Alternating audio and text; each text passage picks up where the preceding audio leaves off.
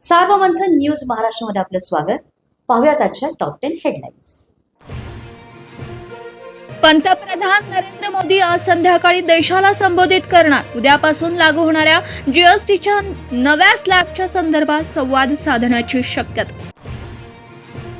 विद्यमान आमदाराला 2 कोटी मिळतात, मात्र आमदार नसतानाही आपल्याला 20 कोटी मिळतात. निधीवरून माजी शिवसेनेचे आमदार सदा सरवणकर यांच्या वक्तव्यामुळे नवा वाद होण्याची शक्यता. स्थानिक स्वराज्य संस्थेच्या निवडणुकीमध्ये कार्यकर्त्यांनी 3 कोटीपर्यंत खर्च आणि 100 बोकड कापावे लागतात. शिवसेना आमदार संजय गायकवाड पुन्हा एकदा बरळले. पोटातला ओठात आलं, वडेट्टीवारांचा खोचक टोला. पैसे खात्यावर घेत नाही, ड्रायव्हरचा UPI देत असल्याची लक्ष्मण हाकेंची कथित ऑडिओ क्लिप व्हायरल. तरुणानं काढली लक्ष्मण हाकेची लाज. महाराष्ट्रामध्ये मराठा शक्तिशाली, उत्तर प्रदेश बिहारमध्ये ब्राह्मणांना महत्त्व. नितीन गडकरींचे वक्तव्य, मी ब्राह्मण आहे, देवाचे आभार की आम्हाला आरक्षण नाही, असंही विधान.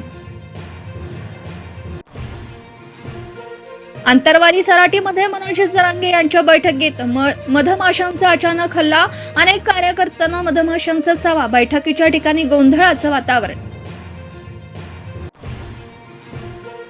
दणका, अमरावती सुपर स्पेशालिटी रुग्णालयामधल्या डॉक्टरांचा 4 महिन्यांचा पगार अखेर मिळाला. 65 डॉक्टरांचा थकीत पगार जमा.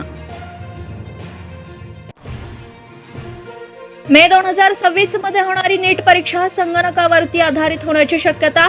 पेपर लीक होण्याच्या प्रकाराच्या नंतर केंद्रीय शिक्षण आणि आरोग्य मंत्रालयाची सावध पावलं.